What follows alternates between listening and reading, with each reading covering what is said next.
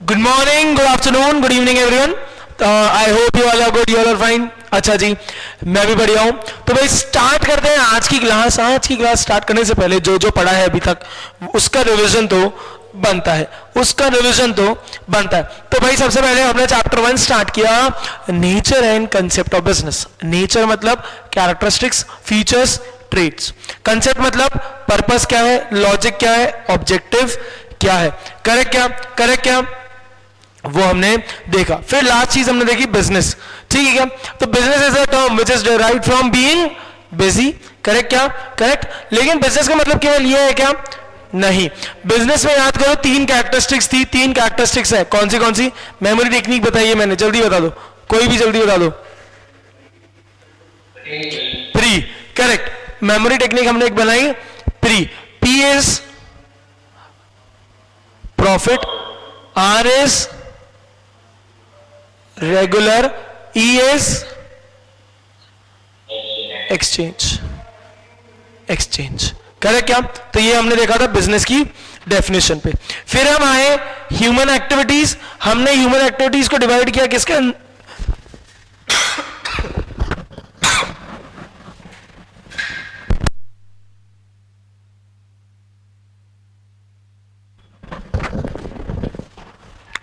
ठीक है, हमने ह्यूमन एक्टिविटीज को दो के अंदर डिवाइड किया. ह्यूमन एक्टिविटीज को हमने दो के अंदर डिवाइड किया, इकोनॉमिक और नॉन इकोनॉमिक. इकोनॉमिक और नॉन इकोनॉमिक. भाई हमने बोला सर इसको कैसे देखेंगे, इसको कैसे देखेंगे? अगर प्रॉफिट कमाना हमारा एम है या घर चलाना हमारा एम है, मतलब मैं बोलूं अगर हमारा एम क्या है,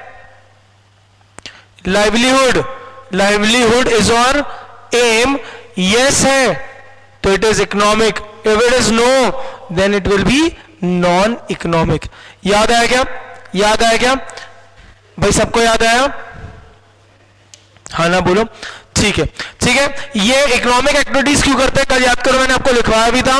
this is done to earn livelihood. इसका मोटिव क्या होता है? मनी. इसका मोटिव क्या होता है? To with the object of earning money. याद करो, मैंने आपको एग्जांपल्स दिए थे. ठीक है. फिर नॉन इकोनॉमिक एक्टिविटीज में है, ये वो एक्टिविटीज है which are performed out of what? Love, sympathy, sentiment, patriotism etcetera. कि देश के लिए कुछ करना है या सोसाइटी के लिए या प्यार में आके कुछ कर रहे हैं, किसी के लिए सिंपैथी के लिए आके कुछ कर रहे हैं, तो that becomes non economic activity. इसका पर्पस मनी है क्या? नहीं. इसका पर्पस क्या है? Psychological satisfaction. इसका पर्पस क्या है? Psychological satisfaction. भैया ये चीज करते हैं तो एक खुशी मिलती है, कंटेंटफुल मिलता है. करेक्ट क्या? चलो ठीक है. हमने भी बोला कैसे किसी एक्टिविटी को देखेंगे कि वो इकोनॉमिक है या non economic. How to determine whether an activity is economic और नॉन इकोनॉमिक. तो इसके लिए बोला सर सीधी सी बात है, डिपेंड्स मोटिव क्या है उसको करने का. डिपेंड्स करता है सर उसको करने का मोटिव क्या है. Livelihood is the motive, it will become economic. और लाइवलीहुड नहीं है तो नॉन इकोनॉमिक. अच्छा फिर एक और बात बहुत याद करो, मैंने कल बोला था कि नॉन इकोनॉमिक एक्टिविटी में भी क्या होता है? इकोनॉमिक डायमेंशन होता है. नॉन इकोनॉमिक एक्टिविटी में भी क्या होता है? इकोनॉमिक डायमेंशन होता है. याद करो, मैंने आपको बोला कि सर मान लो मॉरिशस घूमने जा रहा हूं. अरे मॉरिशस घूमने जा रहा हूं लेकिन पैसा तो लगेगा. लेजर एक्टिविटी है लेकिन पैसा तो लगेगा.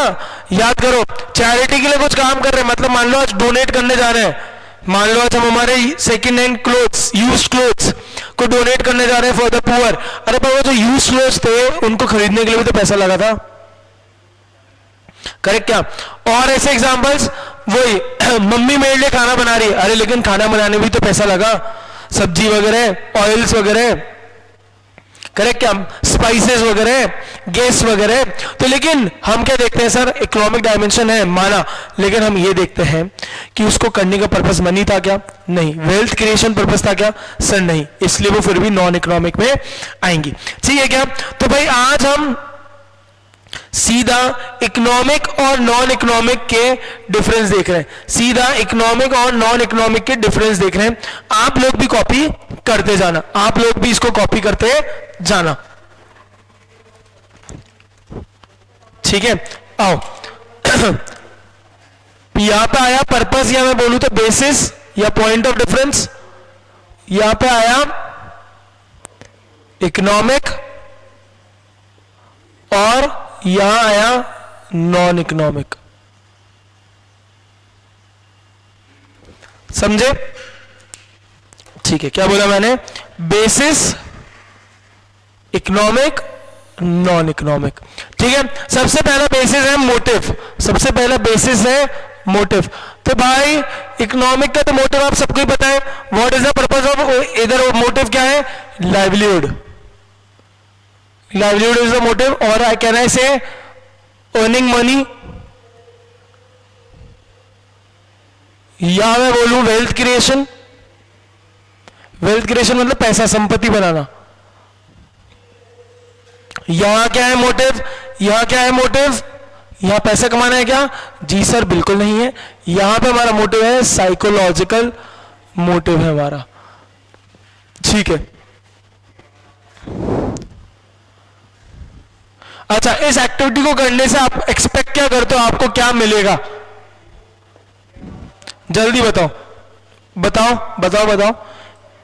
इकोनॉमिक एक्टिविटी करके आपकी एक्सपेक्टेशन क्या होती है? Correct, getting money is the expectation, कि ये काम कर रहे हैं इसके बदले पैसा मिलेगा। यहां पर पैसा है क्या मोटिव? यहां पर एक्सपेक्टेशन पे पैसा है क्या? नहीं, यहां पर एक्सपेक्टेशन इज नॉट पैसा, यहां पर not getting money, not getting money is the expectation, या मैं बोलूं साइकोलॉजिकल सेटिस्फेक्शन की बात हो रही है। पर्पस मोटिव हमने कर ही लिया, आउटकम क्या होता है इधर? इधर आउटकम क्या है भाई? इधर सर आउटकम यह है कि गुड्स एंड सर्विसेज का प्रोडक्शन होता है, या वो एक्टिविटीज इन्वॉल्व होती है जहां पे गुड्स या सर्विसेज का एक्सचेंज हो रहा है। करेक्ट क्या? प्रोडक्शन, या बोले तो एक्सचेंज हो रहा है किसका? किसका किसका सर? गुड्स एंड सर्विसेज का। प्रोडक्शन और एक्सचेंज हो रहा है किसका? गुड्स एंड सर्विसेज का। ठीक है, अच्छा, इस एक्टिविटीज का आउटकम क्या है? यहां एक्टिविटीज का आउटकम क्या है? इन शॉर्ट मैं बोलूं साइकोलॉजिकल मोटिव, या मैं बोलूं मेंटल सेटिस्फेक्शन। दिल को सुकून मिलता है ये एक्टिविटी करके, साइकोलॉजिकल और मेंटल एक्सपेक्टेशन या सेटिस्फेक्शन। ठीक, ठीक है, एग्जाम्पल्स कल ही मैंने आपको एग्जाम्पल्स लिखवाए थे, यहां के मैंने आपको बताए थे करने के बिजनेस, प्रोफेशन, या बोले तो एम्प्लॉयमेंट। ठीक है, हाँ, और यहां पर एग्जाम्पल्स भाई social activities, religious activities, hobby वाली एक्टिविटीज, चैरिटी एक्सेट्रा। कॉपी कर लो जल्दी से, जल्दी से कॉपी कर लो।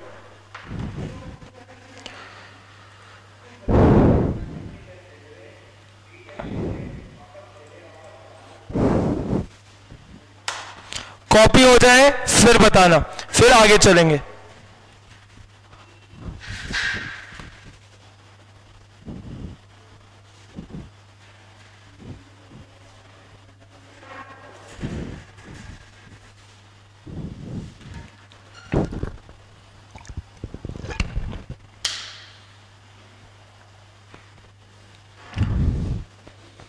कुछ समझ नहीं आ रहा हो, वैसे तो इतनी अच्छी राइटिंग है सब समझ आएगा, फिर भी नहीं आ रहा हो तो पूछ लेना।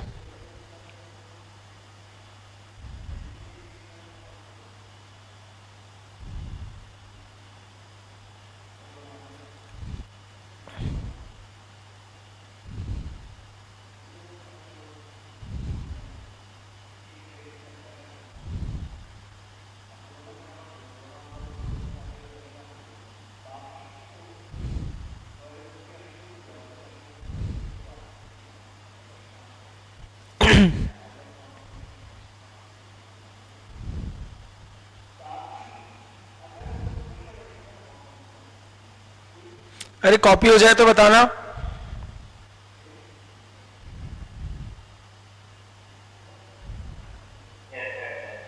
ठीक है भाई, बाकियों का भी हो गया? समाक्ष, नीरज, भावात, मयंक।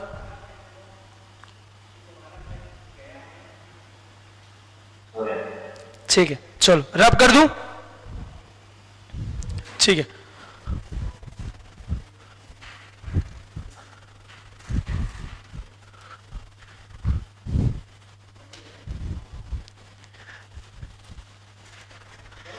ठीक है। अब भाई वही वापस बात बोली, ह्यूमन एक्टिविटीज। इकोनॉमिक का मैंने आपको एग्जांपल लिखवाया था, business, profession, employment. Non economic activity, religious, parental, social. अब मुझे बताओ, जब हम बिजनेस स्टडीज पढ़ रहे हैं तो क्या हमारा फोकस इकोनॉमिक पर होगा या नॉन इकोनॉमिक पर होगा? ये बताओ, चलो जल्दी से बताओ।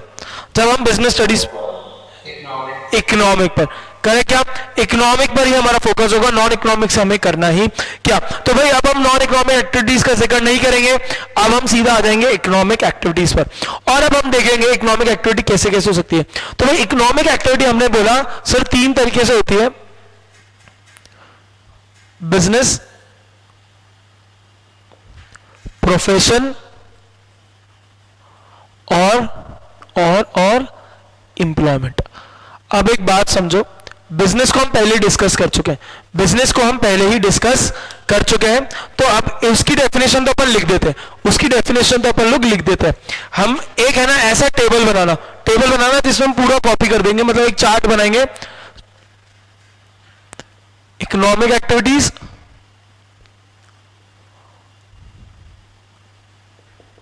इकोनॉमिक एक्टिविटीज, ठीक है। सबसे पहले ले रहे हैं बिजनेस को, ठीक है। तो ये बिजनेस क्या है देखो, as an economic activity involving the production and sale of goods and services undertaken with the motive of earning profit by satisfying human needs in society. अच्छा, इधर बातें और ऐड कर दे, इधर और बातें क्या ऐड कर दे, क्या मिसिंग है? जल्दी बताओ मुझे इस डेफिनेशन अंदर क्या मिसिंग है? एक बात मिसिंग है जो हम पढ़ चुके हैं ऑलरेडी, रेगुलर बेसिस। करेक्ट क्या? तो भाई बिजनेस की डेफिनेशन आ गई है, is an economic activity, is an economic activity involving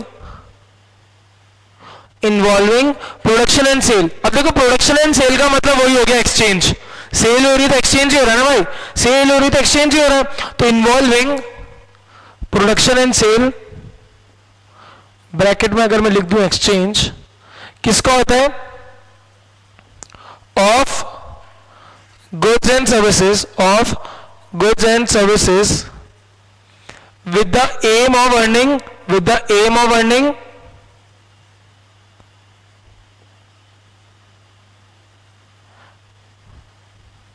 भाई हमारा एम क्या है?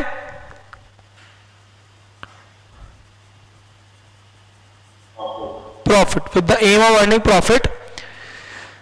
अब प्रॉफिट आप कैसे कमाओगे भाई? आप किसी बिजनेस कैसे अच्छा चलेगा? अगर सोसाइटी की कोई नीड थी, कोई जरूरत थी, वो आपने ढंग से अगर सेटिस्फाई करी, ढंग से अगर आपने पूरी करी, तो ऑब्वियसली फिर बिजनेस अच्छा चलेगा। करेक्ट क्या? Of earning profit by satisfying the needs of a society and लिखना, and is done on a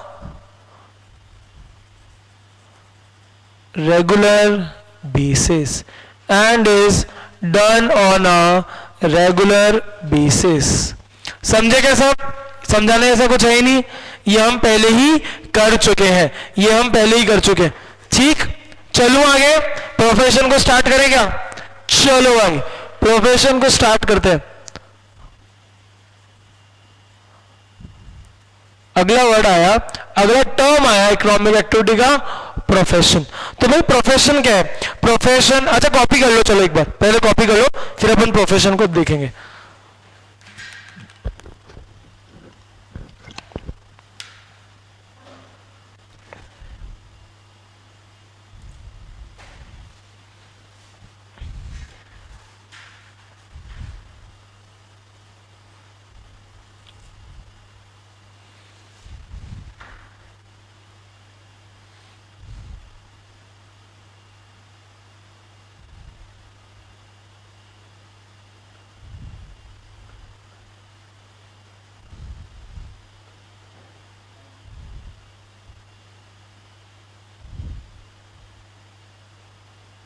हो गया, ठीक है। अब आपने सुना होगा ना प्रोफेशन, प्रोफेशन भाई he is from this profession, सुना होगा ना कि घर में भैया, घर में पापा या कोई भी जना इस प्रोफेशन से है।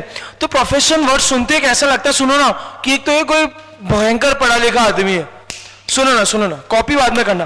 प्रोफेशन वर्ड सुनते एक तो ये लगता है कि भाई एक तो भयंकर पढ़ा लिखा आदमी है और इसने खूब पढ़ाई करी है, और एक प्रोफेशन है तो एक बोलते हैं ना वेल बिहेव्ड आदमी है, एक वेल डिलिजेंट आदमी है, एक अच्छा जबरदस्त।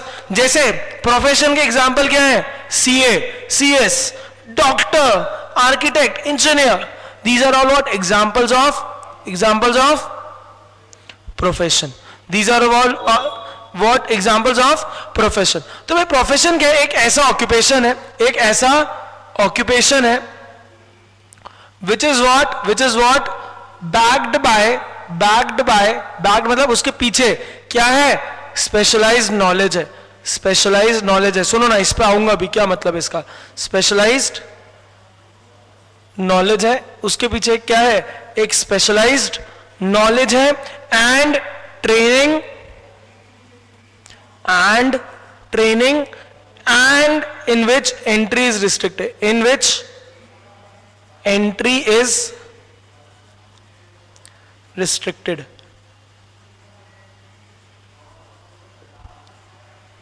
एंट्री इज रिस्ट्रिक्टेड, एक ट्रेनिंग हो रही है, प्लस एक और बात बताता हूं, and has a statutory body, ये भी लिख लेना, या हैज अ रेगुलेटरी बॉडी लिख लो, and has a regulatory body. अब समझाता हूं इस बात को, सुनो ना। एग्जाम्पल आप चाहो तो यहां पे लिख लेना, एग्जाम्पल यहां लिख रहा हूं मैं, आप लोग नीचे लिखना उसके, CA, CS, lawyer, doctor, etcetera. अब एक बात समझना, सुनो ना, सुनो,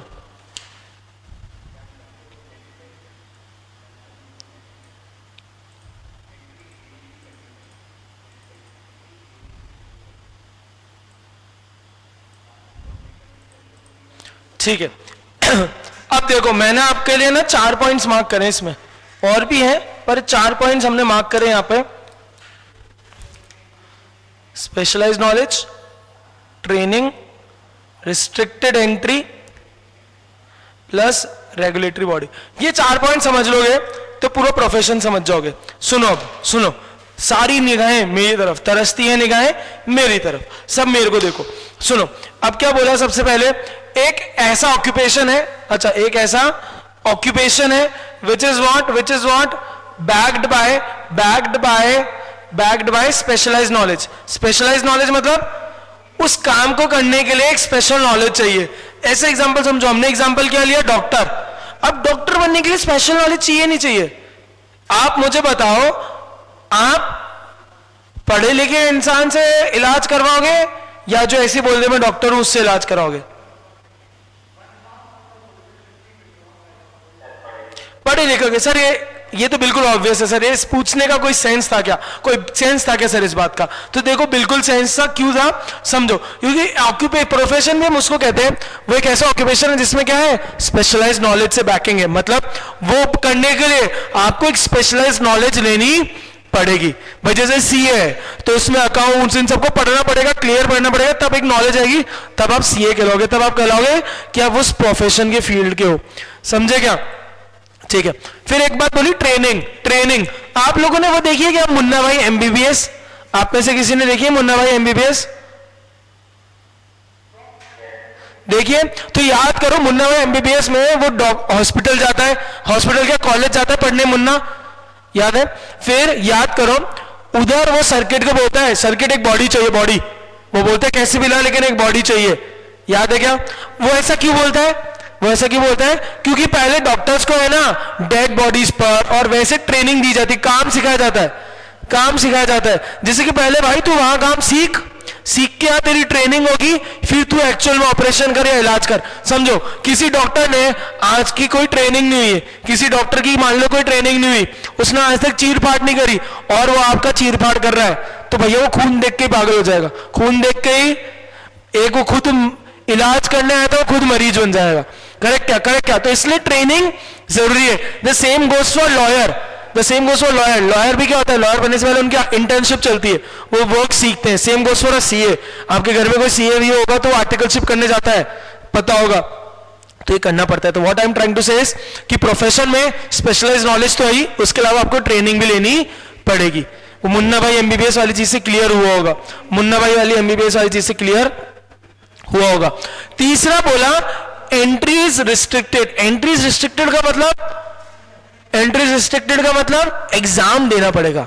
ऐसे नहीं मैं बोलूं आज से मैं डॉक्टर तो मैं डॉक्टर, ना ना ना ना, ऐसा नहीं चलेगा भैया, डॉक्टर बनना पड़ेगा, एमबीबीएस की डिग्री लेनी पड़ेगी, पास होना पड़ेगा।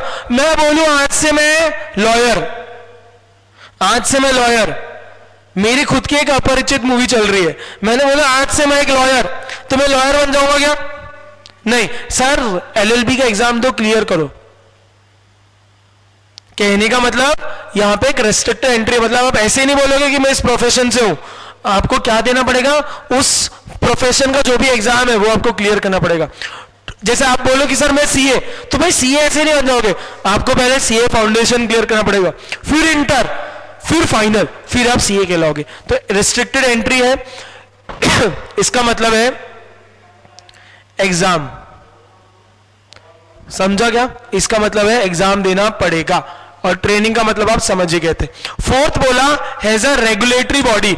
हैज अ रेगुलेटरी बॉडी मतलब सिंस एक प्रोफेशन एक ऐसी चीज है, सुनो ना, तो उसको मैनेज करने के लिए एक बॉडी लानी जरूरी है ना भाई। इतने ज्ञानी लोग हैं तो उनको संभालने के लिए, उनके रूल्स बनाने के लिए, उनके रेगुलेशंस बनाने के लिए, अभी हमने एक बात बोली रिस्ट्रिक्टेड एंट्री है, एग्जाम होता है, एग्जाम होता है, अरे ये एग्जाम बनाएगा कौन?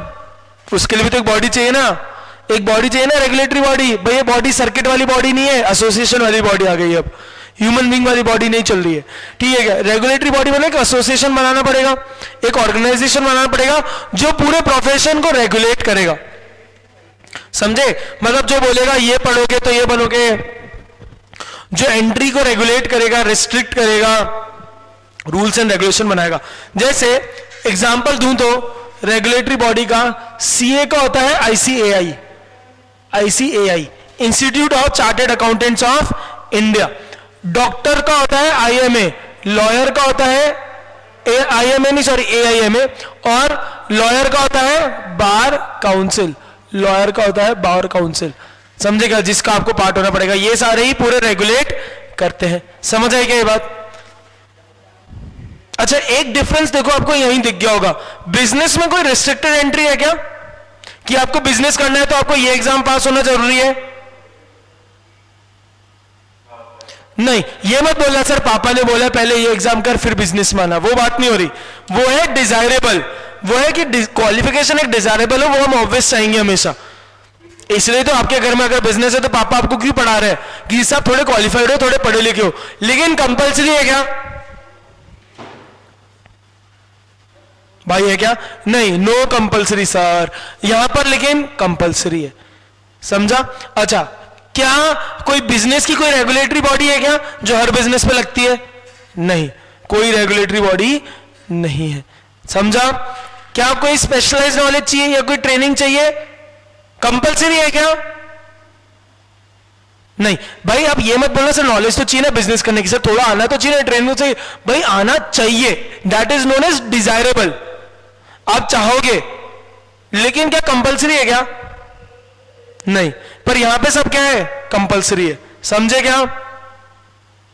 कॉपी कर लो, ट्रेनिंग के उधर वो एग्जांपल लिख लेना, ट्रेनिंग के लिए उधर एग्जांपल लिख लेना कि कौन सी पिक्चर?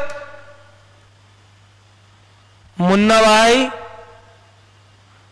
एमबीबीएस, एम बोले तो ठीक है, हाँ चलो कॉपी कर लो।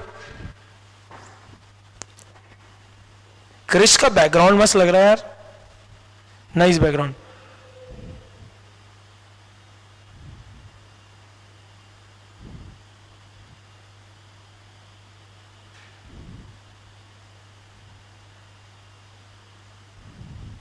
कॉपी हो जाए फिर बताना, ये चीजें भी साथ में लिखना, मतलब जो मैंने रेड से लिखी जिससे आपको बाद में क्लिक हो जाए, बाद में जिससे आपको क्लिक हो जाए।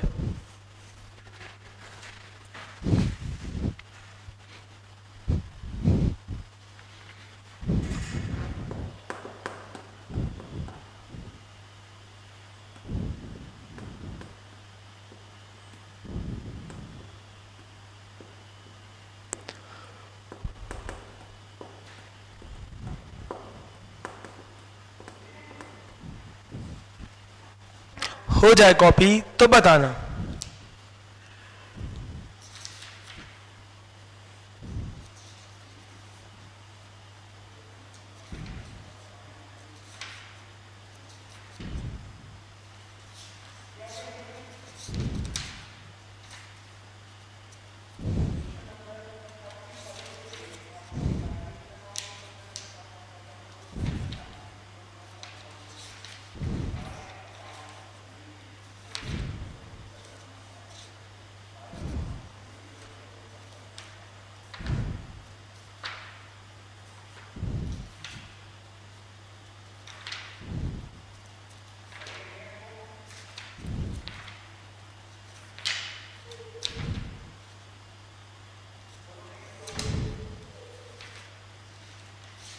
भाई हो गया?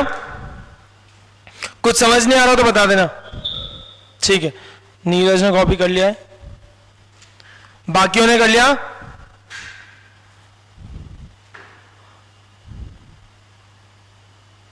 समाक्ष, Krrish,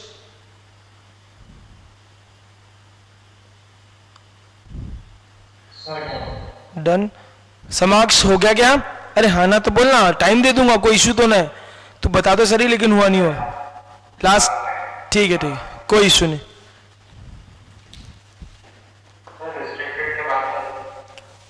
and has a regulatory body, and has a regulatory body.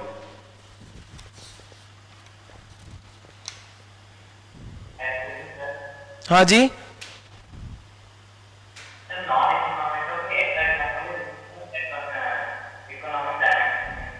नहीं हो, नहीं हो, तू पहाड़ पे चल गया चढ़ने। लेजर एक्टिविटी, तुझे पहाड़ पे चढ़ के एक सुकून मिला, कर हर मैदान फतेह, पर उसमें पैसा क्या लगा?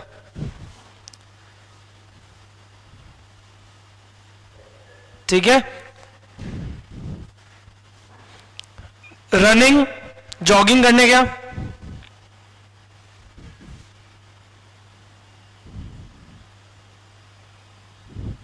ठीक है ठीक है, चलो थर्ड आते हैं हमारा एम्प्लॉयमेंट। थर्ड आते हैं हम हमारा एम्प्लॉयमेंट। क्या आते हैं, किस पर आते हैं? एम्प्लॉयमेंट पे आते हैं। एक सेकंड बस, ठीक है, थोड़ा इसको इधर ले लेते हैं।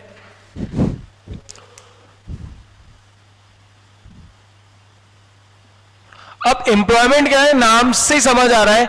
एम्प्लॉयमेंट का मतलब यह है हम कहीं पे जॉब कर रहे हैं किसी के काम के लिए।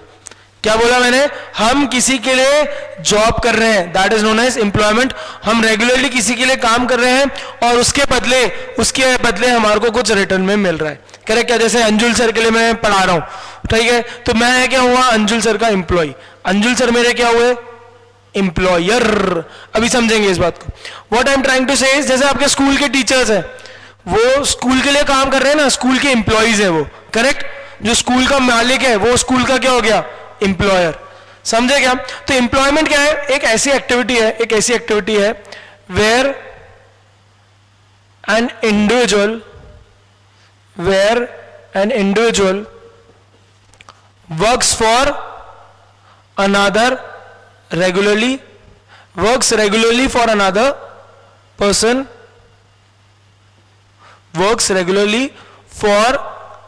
person, and gets remunerated in return.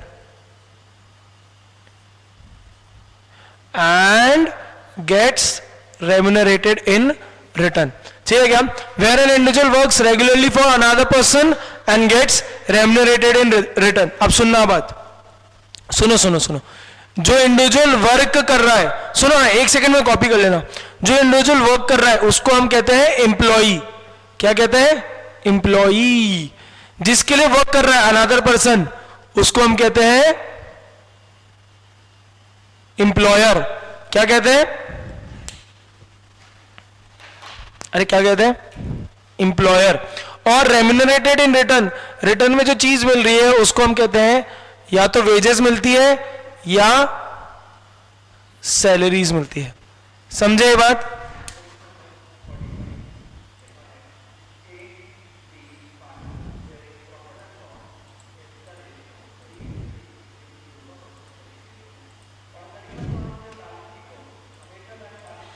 समझ आया? हाँ ना बोलो, तो एक बार कॉपी करो। Where an individual works regularly for another person and gets remunerated in return। जो इंडिविजुअल वर्क कर रहा है, नौकरी जो कर रहा है वो एम्प्लॉय, मतलब मैं, किसके लिए कर रहा है? एम्प्लॉयर। बोले तो अंजुल सर, बदले में अंजुल सर मुझे क्या देते हैं? तनख्वाह देते हैं, रेम्यूनरेटेड इन रिटर्न। वो या तो वेजेस कहलाती है या सैलरी कहलाती है। इफ वेजेस कब कहते हैं?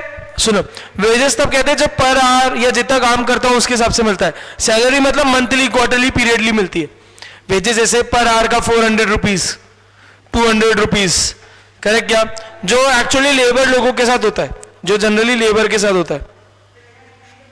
ठीक है, चलो आओ पढ़ लो फिर बताना।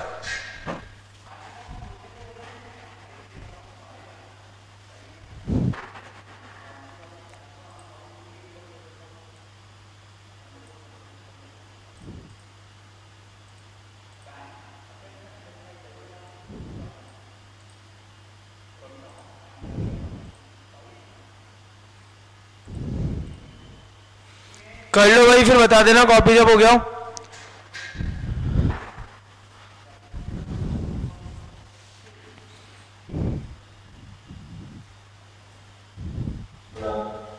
ठीक है, चलो समझ आया क्या भाई?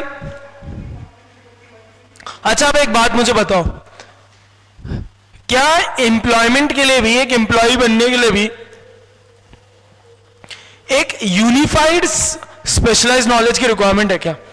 क्या बोला मैंने? एक एम्प्लॉय बनने के लिए भी स्पेशलाइज्ड नॉलेज की रिक्वायरमेंट है क्या? हाँ ना बोलो। मयंक क्या कह रहा है?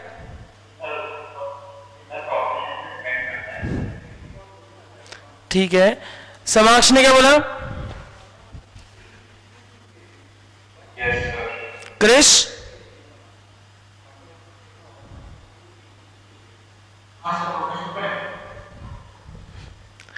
भवार्थ?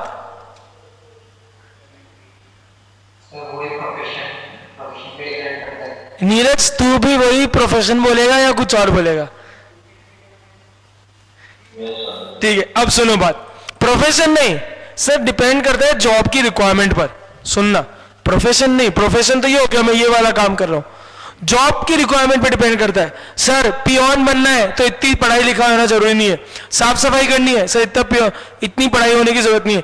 किसी कंपनी का टॉप लेवल पे मैनेजर, सीईओ, सीएफओ बनना है तो ऑब्वियसली एक स्पेशलाइज्ड नॉलेज की रिक्वायरमेंट होगी। तो मैं बोलूं हेयर नॉलेज या स्पेशलाइज्ड नॉलेज, या मैं बोलूं डिग्री या qualification will depend upon the job requirement. हाँ या ना? हाँ या ना? समझ आई? मतलब जैसे भाई इधर किसी को सीए बनना है तो सबको सेम पढ़ाई करनी पड़ेगी, डॉक्टर बनना है सबको सेम पढ़ाई करनी पड़ेगी, लेकिन यहां पे एम्प्लॉय बनना है तो सबको सेम पढ़ाई करनी है क्या? नहीं ना, that will be dependent upon the job to job requirement. Qualification will depend upon the nature of job. अच्छा चलो मुझे बताओ, कुछ भी इन तीनों में बिजनेस स्टार्ट करने के लिए या प्रोफेशन स्टार्ट करने के लिए, एम्प्लॉय बनने के लिए, एम्प्लॉयमेंट करने के लिए, आप मुझे बताओ आपका सबसे ज्यादा पैसा कहां लगेगा? कैपिटल सबसे ज्यादा कहां रिक्वायर्ड होगी?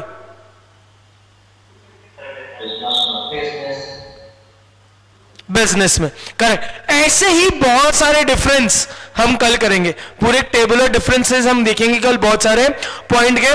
तो आज की क्लास को इतना ही करते हैं, रिवाइज कराता हूं, सुनना रिवाइज करा रहा हूं, जल्दी सुनो। हमने आज देखा economic activity, non economic activity को डिस्टिंग्विश करने का मोटिव क्या है? सर मोटिव देख लो, लाइवलीहुड है तो इकोनॉमिक है, नहीं है तो नॉन इकोनॉमिक है, और उसके बहुत सारे 4 पॉइंट्स और देखे डिफरेंस के। Motive sir livelihood, earning money, उधर नॉट अर्निंग मनी, मतलब साइकोलॉजिकल मोटिव। ठीक है, ठीक है। इसके अलावा आपने क्या देखा? इसके अलावा आपने देखा एक्सपेक्टेशन। तो भाई बिजनेस में एक्सपेक्टेशन क्या है? सॉरी, इकोनॉमिक एक्टिविटी में एक्सपेक्टेशन क्या है? सर टू अर्न मनी, ये हमारी एक्सपेक्टेशन है। उधर to not to earn money, to get psychological satisfaction, that is the expectation. Outcome क्या है? सर उन इकोनॉमिक एक्टिविटी का आउटकम होता है प्रोडक्शन या sale of goods and services, correct? यही होता है production and sale of goods and services, ठीक है। उधर आउटकम क्या होता है सर, उधर साइकोलॉजिकल सेटिस्फेक्शन या mental satisfaction is the outcome. फिर हमने एग्जांपल्स देखे थे, फिर हमने बोला सर आप बंद करो नॉन इकोनॉमिक एक्टिविटी को, बहुत हो गया, हमें पढ़ना है बिजनेस स्टडीज, तो हमारा पर्पस केवल इकोनॉमिक एक्टिविटी पे रहेगा। तो हमने देखी इकोनॉमिक एक्टिविटी करने के 3 तरीके, बिजनेस कर लो, प्रोफेशन कर लो या एम्प्लॉयमेंट कर लो। फिर हमने सबसे पहले स्टार्ट किया बिजनेस से। तो बिजनेस के हमने बोला सर एक इकोनॉमिक एक्टिविटी है जहां पे प्रोडक्शन एंड सेल हो रहा है, बोले तो सर एक्सचेंज हो रहा है गुड्स एंड सर्विसेज का। एम क्या है सर, प्रॉफिट अर्न करना by satisfying the need of society and is done on a regular basis. तो एक तो ये क्या है, इकोनॉमिक एक्टिविटी है, ठीक है। यहां पे दूसरा क्या है सर, एक्सचेंज है। तीसरा यहाँ पे एम क्या है सर, प्रॉफिट कमाना है। और चौथा सर रेगुलर बेसिस है। Correct correct correct correct correct, ठीक है। फिर हम आए सर प्रोफेशन पे। प्रोफेशन क्या है सर, सर एक ऐसा ऑक्यूपेशन है which is not backed by special knowledge and requires training and entry is restricted and has a regulatory body. Sir बहुत चीजें बोल दी, वापस बताओ भाई। ये ऐसा ऑक्यूपेशन है जिसमें एक स्पेशलाइज्ड नॉलेज की जरूरत है। जैसे मैंने आपको एग्जांपल बताया था, डॉक्टर है, आप बिना पढ़े लिखे डॉक्टर से पढ़ाओगे, ये जो पढ़ा लिखा डॉक्टर है उससे इलाज कराओगे। सर ऑब्वियसली जो एक स्पेशलाइज्ड नॉलेज है जिसके पास, करेक्ट क्या करे। ऐसा देखो ना, ईएनटी, भाई गले में दर्द होता है तो ईएनटी वाले के पास जाते हो ना, हड्डी टूटती है तो ऑर्थोपेडिक के पास जाते हो, दिल टूटता है तो इंस्टाग्राम पे जाते हो, वो बात अलग है। लेकिन दिल में दिक्कत होती है तो कार्डियोलॉजिस्ट के पास जाओगे, राइट क्या। तो वही उस इंसान के पास जाओगे प्रोफेशन में जिसके पास क्या है, स्पेशलाइज्ड नॉलेज है, जिसके पास उसकी स्पेशलाइज्ड नॉलेज है। तो भाई स्पेशलाइज्ड नॉलेज चाहिए तो भाई खूब पढ़ना पड़ता है। प्लस सर ट्रेनिंग, मतलब नॉलेज तो चाहिए, केवल थ्योरी में चलेगा क्या। डॉक्टर बोले हाँ मैंने पढ़ा था, सुई ऐसे घुसेड़ते हैं, फिर इंजेक्शन लगाते हैं, फिर ऐसे चीर फाड़ करते हैं, ऐसे कंपास से 1045 पे मैं ऐसे काटूंगा, चीरा दूंगा, बीमारी में बाहर ले आऊंगा, ऐसा चलेगा क्या। नहीं भाई, तुझे नॉलेज तो होना जरूरी है, पर तेरे को इसके साथ उसका ट्रेनिंग भी जरूरी है। एग्जांपल दिया मुन्ना भाई, एमबीबीएस, बॉडी चाहिए, सर्किट याद आएगा, ठीक है। इसके अलावा क्या बोला, ऐसी कोई बोले कि आज से मैं डॉक्टर, आज से मैं सीए, आज से मैं सीएस, नहीं नहीं सर, हमारे को यहाँ पर एग्जाम देना पड़ेगा, एग्जाम क्लियर करना पड़ेगा, तभी आप वो प्रोफेशन वाले कहलाओगे। और बोला sir as a regulatory body, भाई सर इन पूरे प्रोफेशन को मैनेज कौन करता है, उसके लिए एक रेगुलेटरी बॉडी है। जैसे मैंने आपको एग्जाम्पल दिया, सीए का आईसीएआई ऊपर लिखा था, लॉयर का बार काउंसिल, डॉक्टर का आईएमए, ये क्या है, इनकी रेगुलेटरी बॉडी है, यही एग्जाम वगैरह कंडक्ट करवाते हैं, करेक्ट। अभी आपने देखा होगा अगर कि डॉक्टर्स को मारा था बिहार में, थोड़े दिन पहले देखा होगा आपने, ये न्यूज आई थी, डॉक्टर्स को बिहार में मारा, तो उधर फिर किसने मोदी जी को बोला कि भैया ऐसा नहीं चलेगा, आईएमए ने, क्योंकि डॉक्टर्स का एसोसिएशन रेगुलेटरी बॉडी कौन है, आईएमए, समझे क्या। फिर एक लास्ट आया एम्प्लॉयमेंट। तो एम्प्लॉयमेंट क्या है सर, एक ऐसी जगह है जहां इंडिविजुअल्स रेगुलरली वर्क करते हैं for someone and gets remunerated in return. तो ये सर जो वर्क कर रहा है उसको हम कहते हैं एम्प्लॉय, जिसके लिए वर्क कर रहा है उसको हम कहते हैं सर एम्प्लॉयर, और रेम्यूनरेटेड इन रिटर्न को हम कहते हैं सैलरी वेजेस। समझ आया सबको, कोई शक नहीं क्या। तो भाई आज इतना ही पढ़ेंगे, कल फिर से मिलेंगे, आई होप आपको समझ आएगा, कल फिर से मिलेंगे सेम टाइम पे। Till then take care, bye bye.